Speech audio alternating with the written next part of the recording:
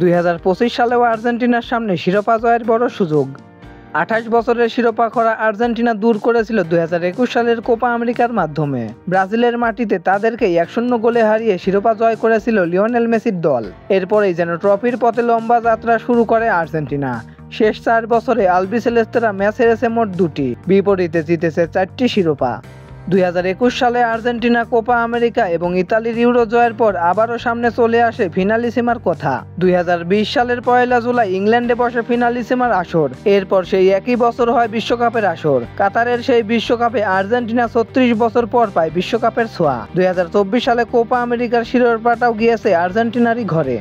চলতি বছরই ইউরোপের শ্রেষ্ঠত্ব গিয়েছে স্পেনের ঘরে। দুই দলের মধ্যে ফিনালিসিমা আয়োজন নিয়ে একের পর এক আলোচনা হয়েছে, তবে সময় সংকটের কারণে সেই ম্যাচ আয়োজন নিয়ে নানা প্রশ্ন। সব মিলিয়েই দুই মহাদেশীয় সেরার ম্যাচ নিয়ে বড় রকমের শঙ্কা রয়েছে। তবে শেষ পর্যন্ত এই ম্যাচের সম্ভাব্য এক তারিখ পাওয়া গিয়েছে। 2025 সালের মার্চে ফিনালিসিমার ম্যাচে মুখোমুখি হবে আর্জেন্টিনা ও স্পেন, এমনটাই জানিয়েছেন স্বয়ং আলবিসেলেস্তে কোচ লিওনেল স্ক্যালোনি। তো দর্শক বন্ধুরা, খেলাধুলার সকল আপডেট সবার আগে পেতে চ্যানেলটি সাবস্ক্রাইব করে পাশে থাকুন। ধন্যবাদ।